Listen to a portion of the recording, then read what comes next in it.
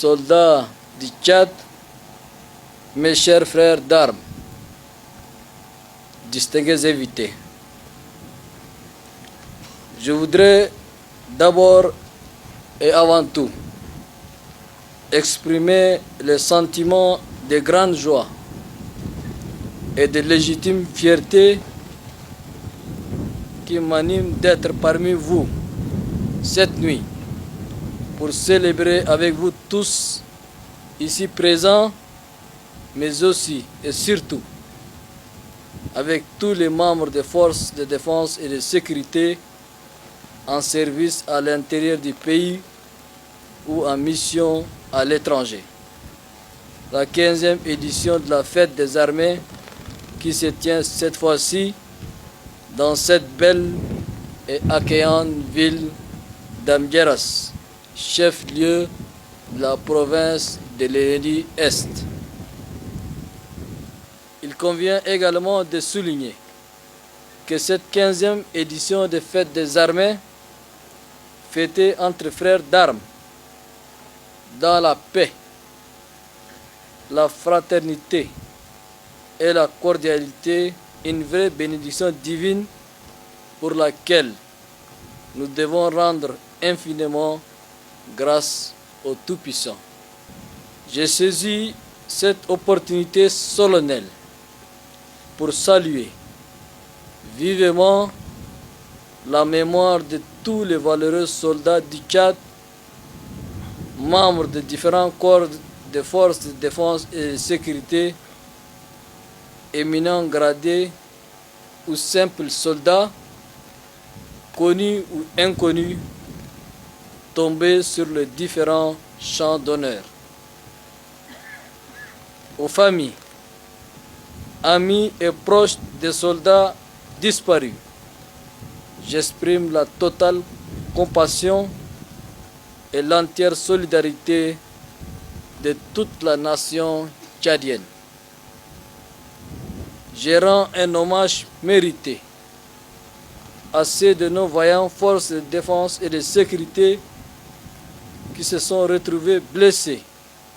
ou handicapés à vie et qui, à leur corps défendant, ont protégé et continuent à protéger le Tchad et les Tchadiens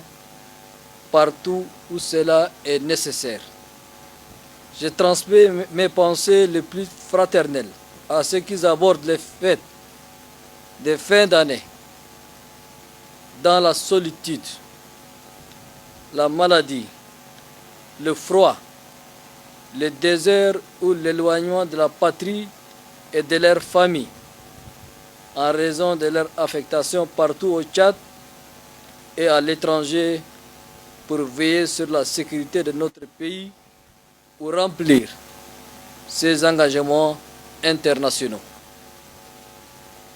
Mes chers frères d'armes, initiés dans la volonté de communier et de créer un cadre festif pour les forces de défense et de sécurité, la fête des armées est également un moment tout indiqué pour jeter un regard rétrospectif sur les missions qui animent la carrière des armées, dont le conduite doit traduire l'honneur, la discipline, la rigueur et le sens des sacrifices propres aux armées. Ces retrouvailles conviviales nous servent également de passer en revue les avancées réalisées et les insuffisances à corriger dans la marche vers la professionnalisation des armées et les perspectives de la nouvelle année. Comme l'année qui tire à sa fin, l'année 2023 sera une année d'action, de progression et de résultats. Elle sera celle de grandes réalisations dans le sens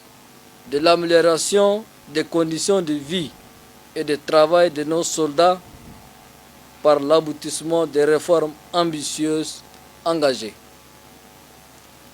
En effet, plusieurs réformes annoncées à Mao lors de la précédente édition des Fêtes des Armées sont déjà effectives ou en voie de l'être, dont on peut citer les réformes suivantes. L'adoption du statut général des militaires, la revalorisation des traitements salariales, la création d'une caisse d'assurance maladie des armées, la création de l'économie des armées pour subventionner les denrées et produits alimentaires, la création de la caisse des retraites militaires, la mise en place d'une politique foncière et immobilière, la mise sous un commandement unifié de toutes les forces en charge de la sécurité intérieure, le renforcement en équipement et en formation des forces en charge de la sécurité intérieure. C'est le lieu de féliciter et d'encourager les membres de différentes commissions qui ont travaillé d'arrache-pied pour faire aboutir en un temps record 9 lois et les décrets d'application pour rendre effectives toutes ces réformes. Je me réjouis également de l'exceptionnel élan de secours accompli par le génie militaire au profit des sinistrés et autres victimes des inondations. Un geste salvateur qui s'inscrit dans la droite ligne de l'armée au service du peuple. Je voudrais pour cela que vous ovationniez la Direction générale des génies militaires.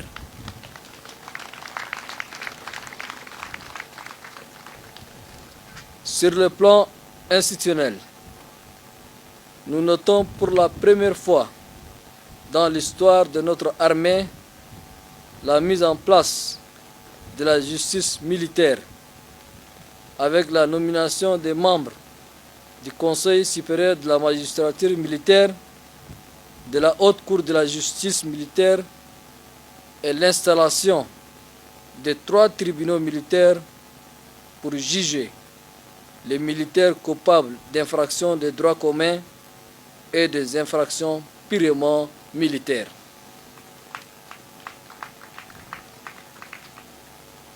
Si nous avons pu arriver là, dans la paix et la sérénité, après la bénédiction du Tout-Puissant, c'est grâce à l'armée tchadienne. En effet, c'est grâce à votre apport, vous qui, le 20 avril 2021, face au vide constitutionnel consécutif